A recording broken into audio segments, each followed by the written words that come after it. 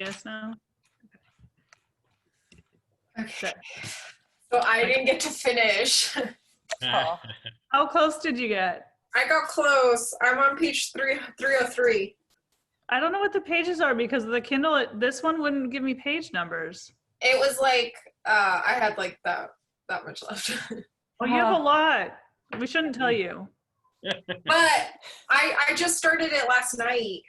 Oh, really? It's good, huh? Yeah, it's really good. I can't put it down. It's really good. Yeah, I know. Yeah. Did everyone else finish?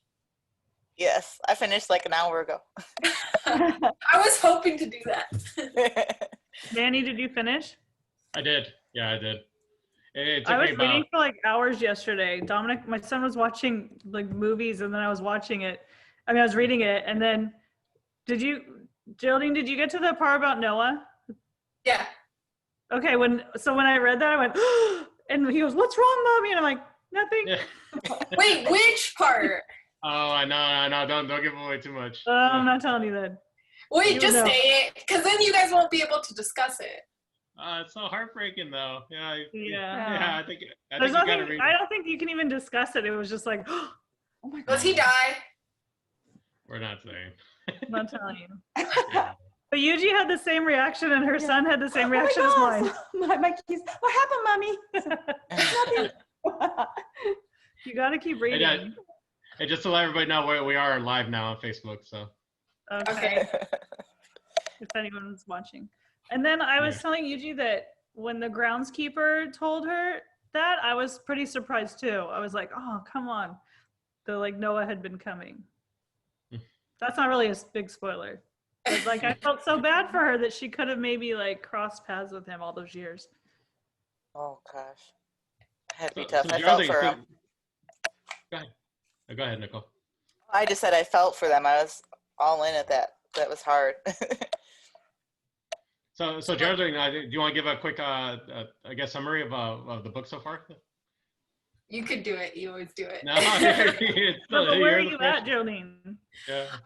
I'm at like, okay, so he just, he's taking that English class with that Pastor John, and he just was like, oh yeah, me and Yumi are gonna get married one day or something. And the pastor's like, oh, well, we'll have to plan your wedding then. Wow. Oh yeah, we can't tell you a lot of things. You gotta read. But she said she was trying to go to, well, okay, Manny, you say what it's about first. So this is like a multi-generational story.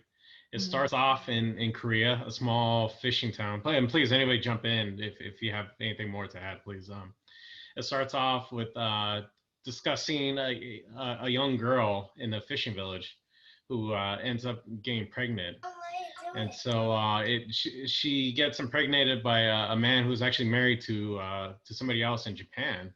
And so rather than becoming a mistress of his, she decides that no, she's not going to pick that lifestyle. You know, it's really taboo. She's essentially going to be an outcast. You know, if she stays the way she is in that village.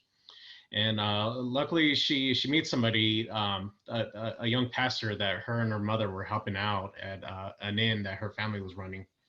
And he marries her, and she takes his name. And so essentially, the son is raised to be his son, and they move to Japan. Now, the one thing the really interesting part of this book that I found was just this whole relationship with the Koreans living in Japan and how they're treated, and especially during this colonization, and even I think the last year it goes up to in the novel is like 1979, almost 1980s, but just really the treatment of these people living in Japan. And one of the things that the author covers is that in Japan there's these multi-generations of Koreans that were born and raised in Japan that really aren't considered Japanese citizens, and they have like a real kind of identity issues that they have to deal with throughout the book. And it actually covers it. I think it covers quite a bit of it in the book. And you especially hear some of the things like a Noah having to deal with that identity and being Korean and trying to adapt to living in Japan and being a Japanese citizen, and just the mistreatment that they kind of go through, and Did they their explain perspective. it? Did the book explain it? Well, Like, did the book explain? Because Yuji was explaining to me how her grandfather worked in Japan, and did the book explain very well the discrimination of the Koreans in Japan? yeah, I think so. Yeah. Oh yeah, was the representation accurate, do you think? Yeah, I'm curious about that as well. Did you think that that it was correct how they were describing it? Yeah, mostly, yeah. Was there anything wrong, like that should be fixed? No, I think so. Yeah, I think, yeah, it's mostly true. But I didn't know that Koreans, yeah, actually, Bujasu and Noah is another generation with Sunja, and they born in Japan. Yeah. Yeah.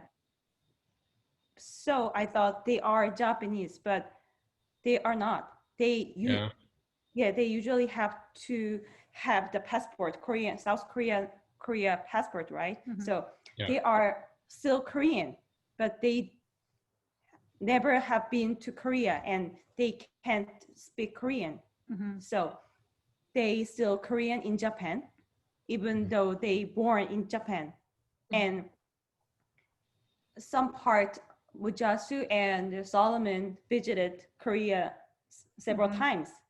And the story said the Solomon can't speak Korean, so they were treated like Japanese, right?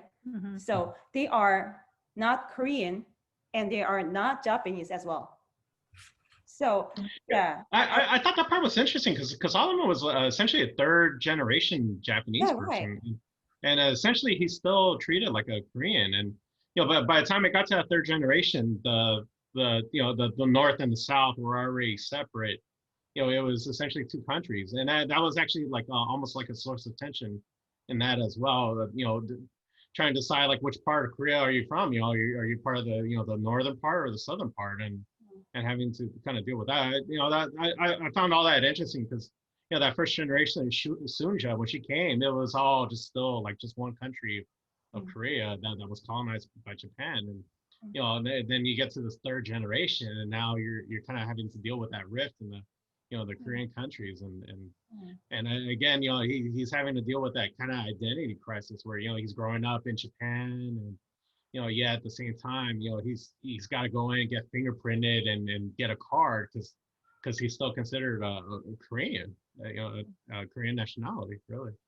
For Americans, it's strange because in the United States, if you're born here, you're an American, but in most countries, that's not the case. And I know that was a big problem in France when they were having and still to this day, I don't know if they're giving French citizenship, but it's similar where people like moved there from other countries, but they don't give them citizenship, and then their kids I don't think have citizenship either. I'm not sure, but I know that there was like a lot of tension in France and some other countries too. So I found it interesting. It was when we were reading the book, and then I was talking to her because she was reading it with a different book club, and then she goes, "Oh, I'm from there," and I was like, "No way!"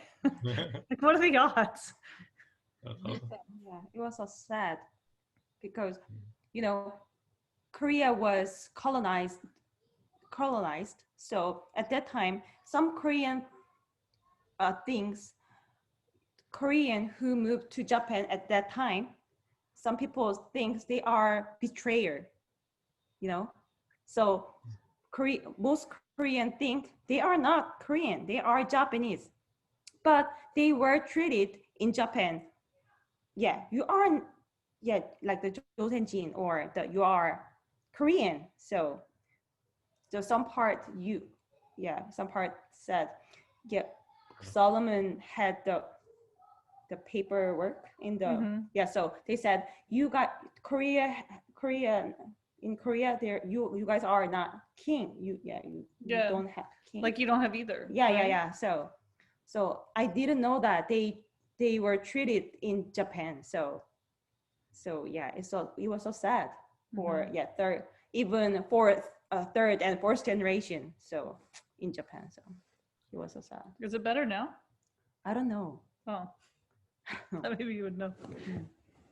What was your impression of the book, Nicole? You know, did you have any strong reactions to that, or? Well, I just think it just made me think of things that are going on in other countries now. I mean, it's sad, but it's cyclical everywhere, and you see this kind of thing everywhere. And also I related because I'm half Black and half Native American, and then I grew up in a predominantly white neighborhood, and I remember, you know, some people wouldn't accept me. White people, this, you know, in the 80s, some white people wouldn't accept me. And then if I went to like where my dad was from and I go to a Black neighborhood, they think, oh, you're not Black enough. And people still act like that to this day. Like I saw it on Facebook today in a Facebook group saying, you know, that people, you know, the artist Halsey, I think her name is. Mm-hmm. She's I think a quarter Black, and they were saying she's not Black enough to have an opinion about a Black topic, and like I didn't all know she these was women quarter were going Black. off. I love her music. Yeah, a lot of the women were going off about it, saying that she couldn't have a opinion, like her opinion didn't matter. And I'm like, I can't believe this is still happening, like today. But you know, to see that it goes along everywhere. It's sad, but you know, it's just, I guess, human nature, I guess. There was one part of the book that I liked that they kind of address is the whole kind of identity, identifying, you know, growing up in this country. Because I know with myself, you know, I have a father who's from Mexico, and I have a mother who's from Honduras, and you know, I've visited, you know, I've gone to Mexico a couple of times, but I, you know, identify myself as an American, you know, having grown up here, and you know, I'm most likely, you know, I wouldn't want to move back to Mexico because, you know, this is considered my hometown, and you know, just kind of seeing how there's all these generations of Koreans born in Japan, I would think that essentially they feel the same way, and you kind of see that play out with Noah's character, you know, And it got to the point with him, you know, he was so extreme with it that he really didn't want to be identified as Korean. He didn't want anybody finding out what his true, you know, his family origin was. And, you know, he was actually able to get pretty far, you know, convincing everybody that he was truly Japanese. And it seemed like, you know, that's what he wanted for his kids as well. And so, you know, that wasn't part of the story that I kind of identify, because it does get really complex, you know, when you have, you know, immediate parents like from one country, but you know, you're growing up like in a separate part. I did like that part of the book. Well, and because Koa Hansu is part Japanese, right? Mm-hmm. So he would have had Japanese features because he looked just like his biological dad. Because I was thinking, like, how would you pass off, you know? But he probably could, because he might have had more Japanese features than Korean. Hi, how you doing, Dina? What'd you think of the book so far? Hi, Manny and Geraldine. I did finish the book. Awesome. It was my mission today to finish the book. So I really liked it. I loved the historical perspective, because I had no idea, you know, what had happened, how Japan had colonized Korea, and what, like, you know, like the history that we were taught of what happened, but like having the like kind of firsthand account of people experiencing it, it made me think definitely of what Mexican Americans, especially second, third generation, must be feeling, especially here, in that this whole, you know, you don't belong here, go back to your country, but where, like, they don't identify with anything because they were born here and raised here, but yet they're not considered to somehow have this full American status. When I know, and if you're born here, you do get an American passport, but it's like perceptions of others who think, oh, well, you know, you have somewhere to go back to, as though you didn't become a part of American culture. So thinking how that identity kind of spans over generations, and Noah, I think kind of what you were saying, or what one of you were saying about how he didn't want to be Korean. Even when he was a little boy, he just knew he didn't want to be Korean because everything that he witnessed told him that being Korean was bad, right? So, and I think as a young, as impressionable child, you go by what is demonstrated to you. And he was made fun of. He was, even by adults in his life, which was really heartbreaking, that he was treated so badly, that he did not want to be Korean. And then when he found out who his biological father was, it was like, that was the identity crisis that he had, because even though his biological father offered him all of these ways to be free of the Korean stigma that he felt he had, he could never reconcile that, like, with everything that was inside of him. And you think, like, he didn't know any of that, but yet he grew up with all that turmoil, not really understanding where it came from. So I thought that was pretty powerful. And I was so heartbroken when he committed suicide. Like, oh my gosh, that's not how it was supposed to end. Oh, we should have told her that Geraldine didn't finish it. Geraldine didn't finish. It's okay. I didn't. I'm so sorry. They wouldn't tell me the spoilers, but it's okay. At least I'm prepared for it. I'm so.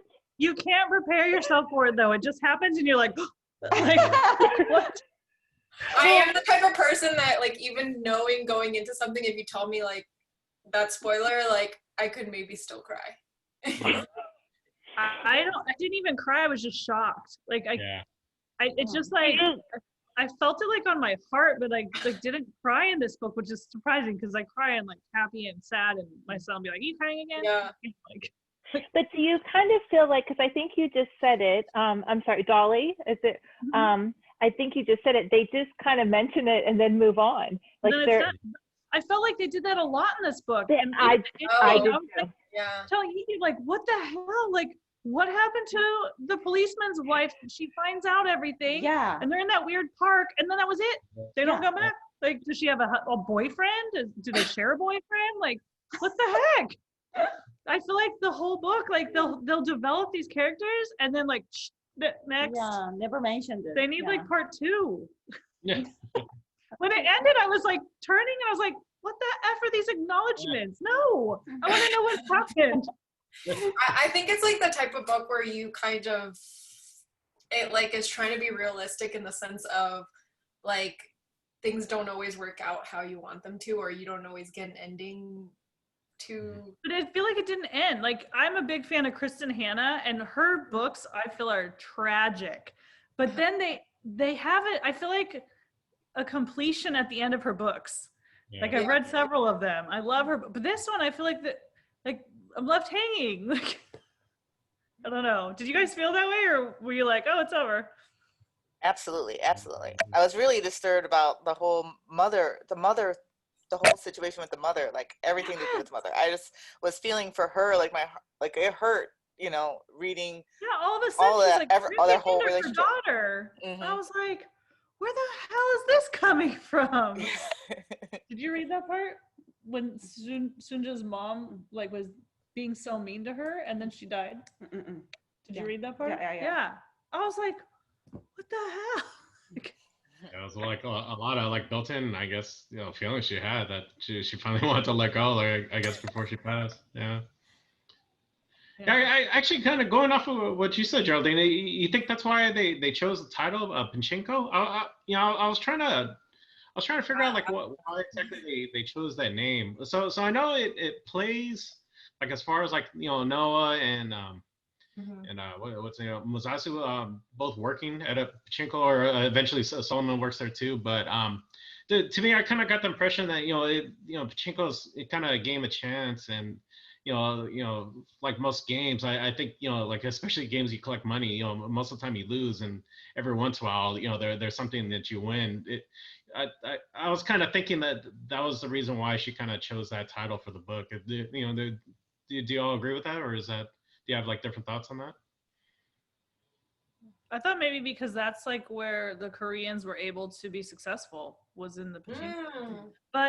but then on like Eugene and I were talking, but then they were, what'd you say, they were like looked at as, was it Yazuka? Like even though was what's the name? Yakuza.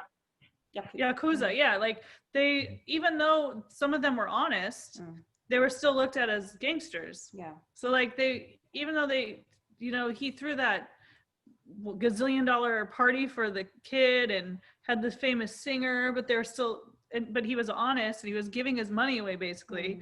They still looked at him like a gangster and had like a negative connotation with him. Yeah. They hardly get that opportunity to get the job. They're limited for Korean at that time. So yeah, in the book mentioned Koreans can't be a teacher, school teacher and bank or something else. So maybe, yeah, Pachinko is the only one to collect money well, right? So I think to make good money. Yeah. So I was thinking, so I know of Pachinko from, we lived in Japan for a couple of years, and we were fascinated because if you didn't speak Japanese or you didn't know someone who was Japanese, it's very difficult for an American to understand even what's happening in a Pachinko room. And so we went one time, just 4 ignorant Americans going in like, oh, it looks like fun. They always like, there's always lots of music and lots of excitement happening. And even though we were in there for a little while and they were very accommodating, we didn't really know what was happening. And so then to fast forward, when I made some Japanese friends, they kind of didn't want to talk about Pachinko. Like Pachinko was for other people, but they were not, it didn't feel judgmental or anything. They just didn't want to talk about it. Like they didn't really know anything about Pachinko. So then reading in this book and learning that they had this reputation of being owned by Korean and by Yakuza, and then even though they made a lot of wealth from it, they were still seen as kind of like the low class. They weren't considered, even though they could spend all the money and have all this wealth, they weren't seen as, they weren't respected in society. And they were a lot of Korean owners. And it says the Japanese still do not hold Koreans in very high regard. And they are racist towards them. They treat them very badly and don't let them hold what they consider respectable or honorable positions. So Koreans had to make their own wealth and make their own way. And, you know, coming from a parent to a child, you would never want your child to think that you are disrespectful or that you are doing things that are bad or, you know, criminal. And so I kind of wondered if on the surface they didn't want that to happen. Are they all Yakuza underneath? Like, do they just kind of cater, you know, just do what they have to do? Because I think at one point one of them said that they do what they have to do, right? They abide by whatever these Pachinko rules are in order to take care of themselves and their family and their people, because they also took care of their employees. Yeah, I think that was I feel like that's in any job that makes, any CEO doesn't get there quite honestly all the time, you know? And then I also, it reminded me of reading books set in the South, because I'm born and raised in California. I've lived abroad, but I haven't lived in other states other than Washington. But whenever we would read about like new money or like the Titanic, they're like, oh, they're new money, like nouveau riche. I kind of associated the Pachinko owners with that as well, because like they made their own money. It wasn't like inherited. Yeah. Hey, so there's a yeah, it's funny. So being the only guy on this, you know, there's definitely a theme, and they said it, I believe, several times in the book. That's was a women's lot is suffering. Like, did you know? Was I the only one who caught that? Because I believe they mentioned that like a few times throughout the book, right? And I do believe they you know they. That was my biggest takeaway. Like they Yeah. felt they had to suffer through everything, being a girl, being a young woman, being a mom, being a wife, that they were meant to suffer, period. Oh, yeah. Still? No. I was asking her if they still, yeah. if her mom taught her that. Because you moved to the United States how long ago? 12. 12 years ago? Yeah. But Yuji's family lives in Korea still. Busan. What? In Busan. I mean, what you think of the book overall? Did you like it, or did?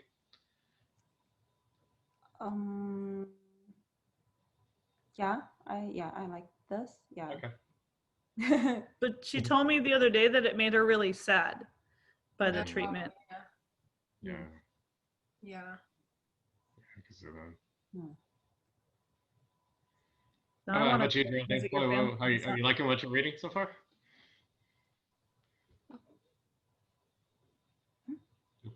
Yeah, Geraldine, you liking what you're reading? Me? Yeah, yeah. Oh yeah, yeah. It kind of reminds me. I guess it's not similar, but it's just like it made me think about like just the indigenous communities here and also in other countries and how they're treated lesser than, even though their ancestors go back like probably thousands of years and they were here first, you know? It almost made me think like, I don't know, you don't see any indigenous people in any positions of power, or I mean, we recently got what was her name? Did you see that in the news? She's part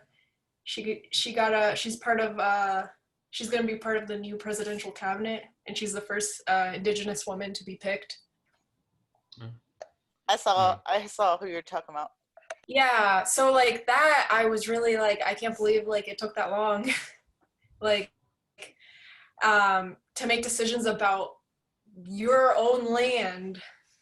I don't know, it just made me think about that. And I remember when we went to Arizona and we did Airbnb, and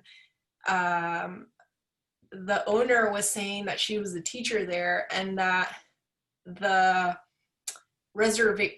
kids from the reservation closest had to commute like 3 to 4 hours to get to the public school there, which was the closest public school.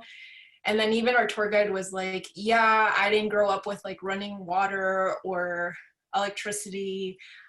And we were like, how did you get used to like 130 degrees? Because it gets so hot in Arizona. He's like, everyone just like grows up getting used to it. But it's like the dam was right there and all that water and electricity, but I just didn't know that that doesn't belong to the reservation just can't share the same electricity and water sources as everyone else. And Is that because they're considered like a sovereign nation? Like why? I don't understand that. yeah, I just don't understand, like, I don't know, it's just like they live in such poverty when it's their land to begin with. So, and they're not allowed to own like the houses they live on, he was telling us. And a lot of the we passed when we passed by there were like shacks. So I don't know, it just made me think of that because I'm like, that lady was like the first person I've seen as an indigenous woman to be part of the presidential cabinet, or it's going to be part of the presidential cabinet. And it's like, you don't see anybody in any like high ups in companies or in the government or anything that's of like indigenous descent. Kind of not related, I guess, but that just made me think about that. And it's the same in other countries as well. Like, I'm from Peru, and people are super racist to people that are indigenous. And it's like they speak Quechua, which is their native language, but it's disappearing because they're speaking like Spanish or English. And you know, I feel They're like not passing it down, right? yeah, it's like they're not passing it down because it's like I feel like they feel the same. Like, you're gonna get made fun of, or you're gonna be like, oh, so you're, you know, you're native.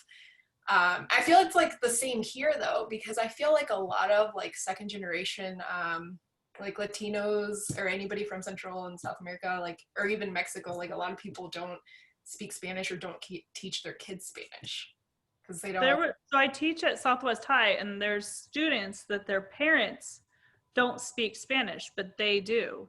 And it was because their parents refused to teach them. Yeah. So their parents are like, I'm 45, they're probably 10 years older than me. Yeah. So this group of parents between my age and 55, I'd say, that their parents refused to teach them Spanish. So then their kids, some of my students, both parents are Mexican and their grandparents are from Mexico, and they don't speak a word of Spanish, but they're having their kids learn. So I found that very interesting as well. Like one of them was my son's daycare for a while. His daycares have always been my students' parents. I've been at Southwest 16 years. So I've taught someone that knows someone. And so a couple of them, they taught him Spanish, but one of them that he was with for like 3 years, she didn't know any Spanish. And I was like shocked. Her name was Stacy Sotomayor. I was like, what happened? She goes, my parents refused to speak Spanish to us. And it's those are the type of people that are in that situation that like Noah is in and stuff. Yeah. It's like, they're not accepted by either community because it's like you're not you know, Mexican enough, or you're not like Peruvian enough because you don't speak Spanish or something, but then also you're not American enough because of your name and of your heritage and stuff. So it's like you don't fit in either if you don't know, you know. But it's very common because I know a lot of people, including my husband, like don't like learn from other family members, but directly like their parents don't teach them. My husband and I both have grandparents from Europe, and none of us have. My great grandfather is from Romania. No one in my family speaks Romanian. His grandpa was from Poland, not a lick. Like, so I think at that time period they moved, and then they just had to learn English, or they couldn't get work probably, or they wanted to fit in like Noah.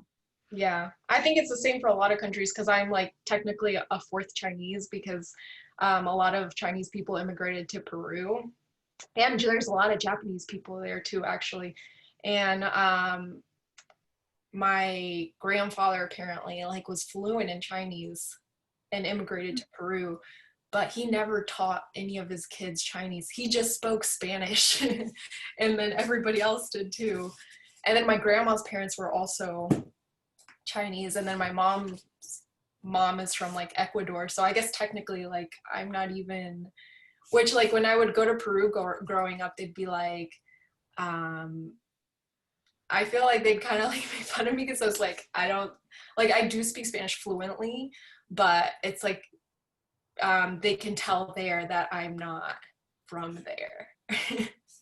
So, yeah, that was.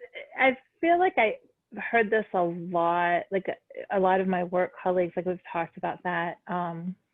Like it was that, like I would say like my generation, like for me, for example, my father's side is Puerto Rican, but my family, my mom's side was very, very adamant that I never speak Spanish. Wow. Then my cousins, who are also Puerto Rican, when I asked if they were speaking Spanish, because their dad is fluent in Spanish, the mom said, no, my kids are American. And I felt like even like with talking to friends, like one of my best friends here, her grandma only spoke Spanish, but she insisted that her grandkids never speak Spanish outside of the house. So she would yell at them and tell them, no, you speak English. You're American, you will speak English. But I hear it like my, one of my work colleagues, her grandparents, she has Greek on one side and Italian on the other. And all of her grandparents refused to teach or refused to speak their native languages. They made their grandkids like, no, you only speak English. And so we had these conversations where I feel like that's kind of like that lost language, because now you're not taught. Like my grandma spoke Spanish to me when I was little, but then was told, no, never, she's not allowed to speak Spanish. So that was lost. And you know, now I look at like my kids, like, you know, my kids could have been bilingual, but there was such this stigma against if you spoke different, right? And like you were saying, Geraldine, even I think like back to the book, they were Korean, they were fully Korean living in Japan, and their parents wanted them to speak Japanese because they wanted them to be accepted on some level. So even though they might have lived in a Korean neighborhood or maybe looked Korean, they really wanted their kids to find a way to fit in. But it is interesting that I feel like there's a whole generation of people who just lost that language because they weren't permitted to do anything but speak English.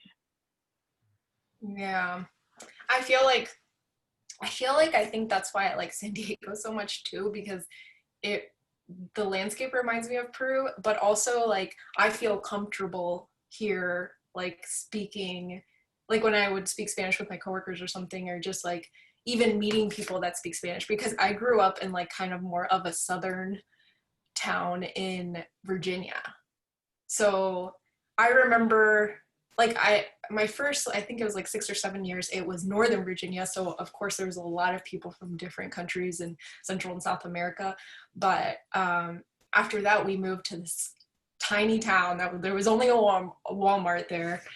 And then we were literally the first like Latino family to like immigrate to this town, because the ESL teacher showed up and was like, where are your parents? And like thought I didn't speak any English, like I just came over the border or something, like, and I'm like, I speak English. And it's like growing up always people saying like, you know, go back to your country or you're illegal, or like trying to explain to them how you can still come to a country and like immigrate here and be legal, like you can be here legally. But yeah, it was just it's just so crazy the difference. Like I don't know, like I'm just so comfortable in San Diego, and I think that's why I love it so much. And it's like if I'm speaking Spanish, like nobody even blinks, you know. But it's like if I was speaking Spanish, people would be like, you know, like what's going on, like this is suspicious. So yeah, and a lot of people that I even knew in Virginia, if there were Latinos or something, like their parents didn't teach them Spanish. So I literally didn't even know anyone that spoke Spanish when I was in school, but I would just practice because my parents were always like super strict about like, you cannot lose Spanish. So I always had to speak it at home, but I feel like I don't speak as good as I used to, because when I moved out and went to college, I didn't speak Spanish with anyone. But I feel like I did improve moving here because so many people speak Spanish. But I still notice that even people here, it's the same with parents, how they don't teach their kids Spanish. Even I think my neighbor, like he doesn't really speak Spanish because he said that he went to a school with mostly, it was mostly like Filipinos. And so he said he was made fun of here in San Diego because he like wasn't Filipino. So he stopped speaking Spanish. So he doesn't, his parents are Mexican. He's like born and raised here. They all speak Spanish, but his is like kind of broken because he was made fun of. So he's like, I'm just not going to speak Spanish anymore. I almost sent Dominic to Nestor. Do you guys know Nestor Language Academy? It's next door to Southwest High. And I'm a public school teacher. I don't believe all charters are good, but this is a good charter school. But my students, Mexican and white, said they're going to make fun of him because he's white. And I was like, why? Like, he's going to learn Spanish with everyone else. And they're like, and the white kids, I asked them separately, I go, were you like made fun of or bullied? And they're like, yeah, a little bit. And I was shocked. I was like, but we're down, I don't know. I was just so surprised because I've been in that community for so long.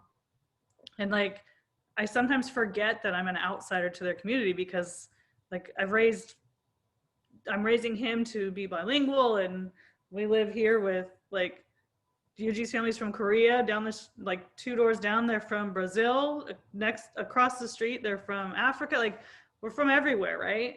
And so I was just like so surprised that the kids were telling me that. So that was one of the reasons why I didn't have him go to Nestor, because I was like, well, I'm not gonna set him up to be bullied, you know? And my son's a head taller than everyone, so he probably would have been like Mozasu and like punched him or something. But yeah, it's strange to me because like we don't raise him. He doesn't realize he's any different, I guess. Yeah. Talking about that, did you guys did you all find it weird that that Noah was the one who was studious, and he was the son of Hansu, but Mozazu was the son of Isaac. He was actually more the bully and more almost thuggish, and he was the son of the pastor. It almost seemed like the roles were kind of switched. Like you would have thought it would have been the other way around with the sons and the fathers. But I only have one. They say the second one is always like more wild. Like I'm oldest of 4 kids, so I was like Noah, like the studious one. I probably didn't get in trouble, but like my sister's like second one, like she's like wild. I don't know. They always say the second child's wild, so maybe that's why. My second one You is guys the have more than wildest. one kid? Yeah. Absolutely, 100%. My first one is very studious. My second one she's crazy. I guess that could be true because my brother's the second one too. They say that the second one's trying to get the attention that the first one has always had. So I don't know. But then the second one has more freedom. Absolutely. Yeah. Because the first one didn't burn down the house, the second one probably won't. Like. Yeah. Yeah, no, Noah was trying hard to try to get him to study and stuff, and he wasn't having it, right? Yeah, it's constantly getting into fights and stuff. Yeah, and how Noah would like help him study too, like take the time to like. Oh, and that's why from studying with Noah, that's why he knew what was it when he said to and he said something about getting a burger at I was just reading that part. He said he knew the English phrases. Yeah, and Yumi, right? yeah, Yumi was like, how do you know that? Yeah. I'm like, well, he learned something. He learned something. But which it is the best way to learn something is to teach someone else. So like, as a teacher, I would like, well, Nicole, you're a teacher, right? Because I saw the thing behind you. Oh yeah. Like you match people up, and then they actually learn it better by reteaching it. Yeah. Absolutely. Yeah. So you trick them into learning it really well. Study groups. But what was I gonna say? So I'm liking the book so far, but now that you guys are saying that it doesn't have a solid ending, I do have problems with things not wrapping up. So it's worth reading though. Don't stop. Yeah, it's I think so too. Like even to the last page, it's good. That's why you're like, wait, I want more. Yeah. I guess we'll all get closure later on because I heard it's going to be a TV show, I think. Oh, really? Yeah. I think it was it a TV show, Manny? Yeah, it's going to be a TV show. I actually just saw the article for it. I think it's going to be on Apple TV. Oh, yeah. It's going to be on Really? When? Oh, next year, right? Okay. Yeah, Apple TV. I mean, I think it got sent back. Oh, they already have the cast. Do you feel like all the books are being turned Korean into a movie or a TV show? I feel like everything I read is like a movie or a TV show these days. Yeah. They don't have any more options. Oh. Yeah, I know. Here. Oh, I was about to Google. Oh, look. Yeah. So I know a couple of these actors were like. He looks familiar. Yeah. Yeah, he's so famous. Well, He looks familiar. That's what she's saying. He's really famous. Yeah, he's famous.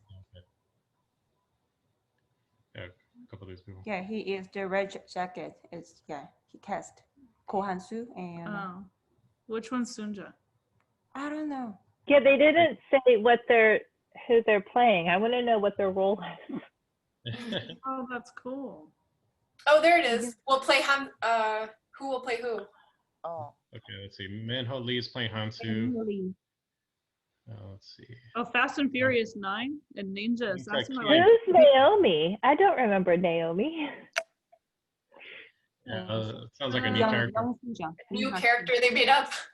Oh, look, the guy from Cobra Kai is going to be Mozasu. Who's Mojasu? Oh. I have to look him up now because the new Cobra Kai comes out on Friday. Do you guys watch that series?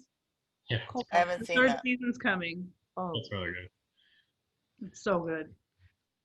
I stayed up so late watching I that. should go. That and Emily in Paris. I couldn't stop watching those series.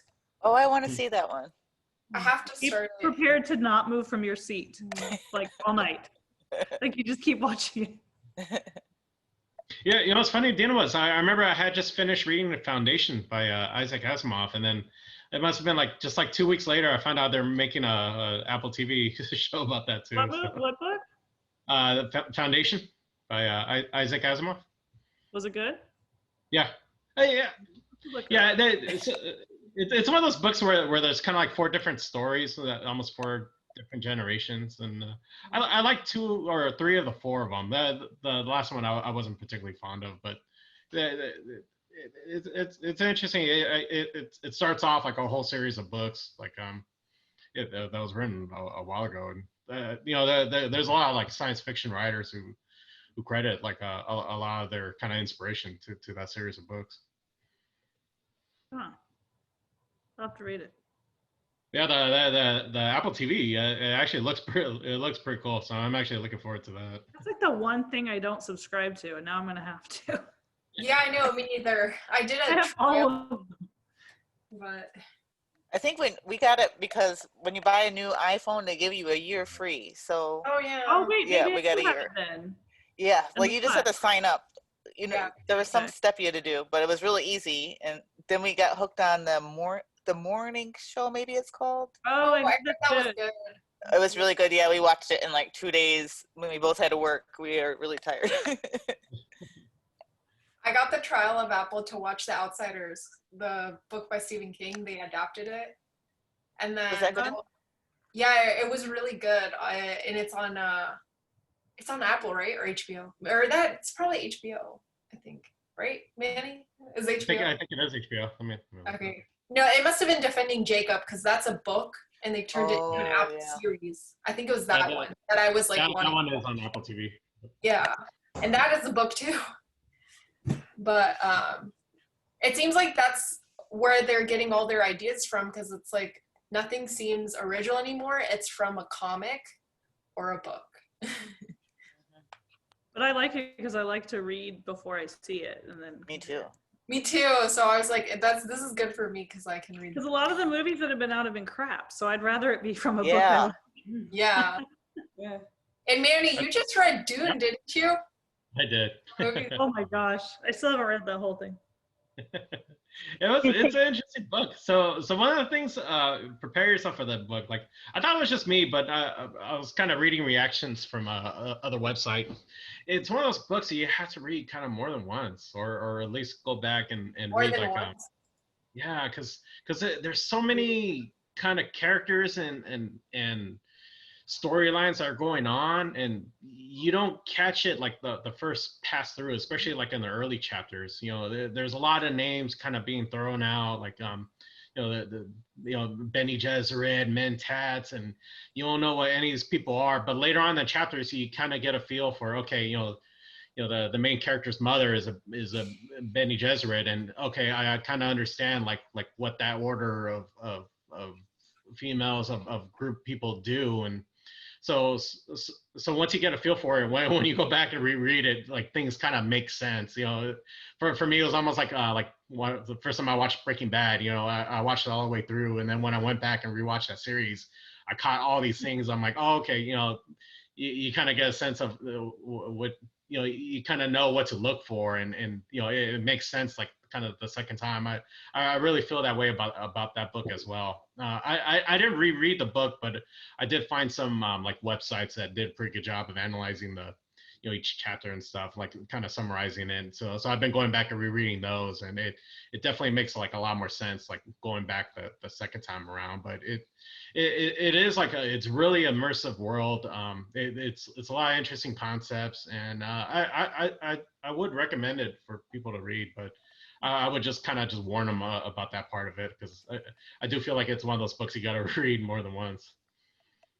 Someone commented and said, why do you think Noah did what he did in the end? Oh, that's a really good question too. I think because he didn't want to be found out.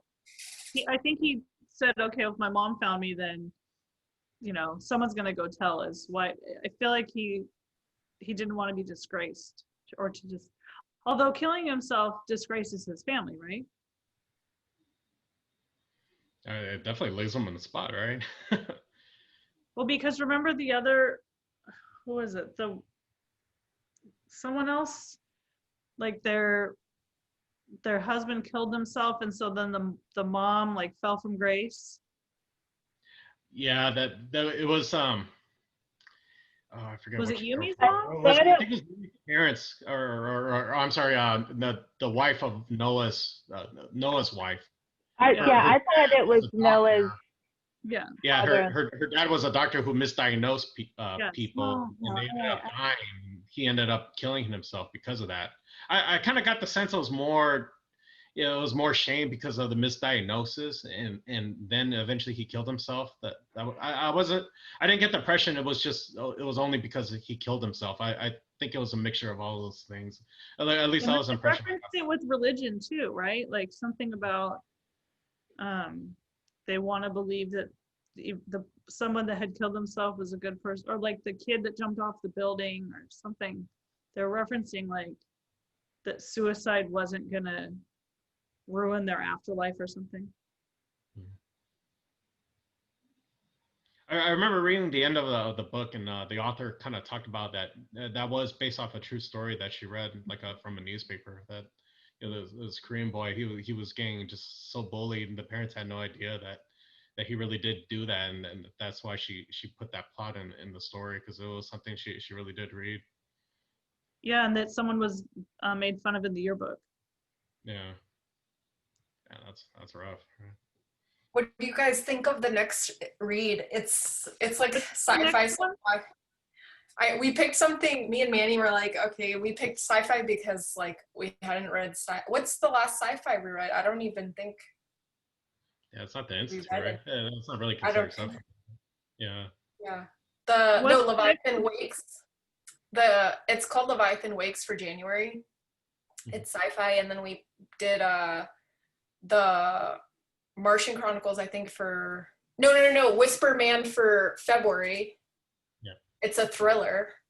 And then March is like a classic, I guess, because it's going to be the Martian Chronicles.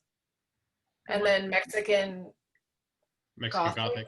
Yeah, Mexican Gothic. My friend's reading that right now. Have any of you read that? Because I'm really curious about that book. Manny did. He suggested it. Yeah. Did you like it? I did. I actually liked it. I thought she was an interesting character. One of the things I kind of sold Geraldine on is that you don't find like a lot of Mexican characters who are like smart, intelligent, have read like a lot of books that it's kind of flirt but adventurous at the same time. I really like the character, and I like the story. There's kind of like a supernatural kind of theme like playing all throughout the book, and I like the way they explain it. I mean, what's that? Is it magic realism? They kind of explain it a little bit towards the end. I don't want to give too much away, but I did like, even though I didn't believe it, I did like the way that they tried to explain it at the end. So that was kind of the reason why I kind of suggested that book. I thought it'd be an interesting book to read, and it seems to be getting like a lot of reviews. So I think there's a lot of people who like it. I see it as one of those books where it's like there's not a lot of in between. You either like really like it or you hate it. Like, that's what I've been seeing. So I think you said it would be a good book to discuss because people could like hate it or love it, and it'd be a good discussion to hear like people that didn't like it.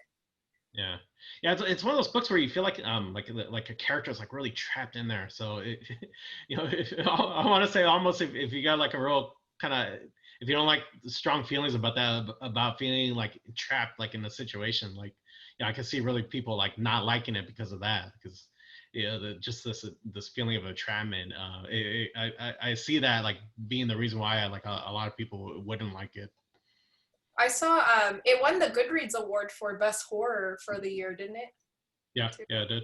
Because it's classified as horror, but people also didn't like it because they were like, I was expecting a horror story, but I guess it wasn't, and so they were like, okay, I didn't like this because it was marketed as horror / literary fiction, I think, or something. I don't know. Yeah. But / mystery too, right? Yeah, I would almost consider it more like a psychological kind of Thriller or mystery. Horror, yeah. Yeah. Hmm. But yeah, when we get to that book, there is actually some really cool links like that the author put out. She actually made some like illustrations of some of the clothes, because the clothes actually plays a part like in the book, and she actually has like some PDF files like on the link where you can see what some of the clothes she had in mind, like when she wrote about it in the book. And there's actually some really cool supplemental kind of links that the author put on Goodreads for that book. So when we get to that month, I'll make sure to put it out in the group. It's a known voices, like she's Mexican, writing about Mexican characters, right? Mm-hmm. Yeah. Yeah, I feel like those are good ones. And then the author of Pachinko, is she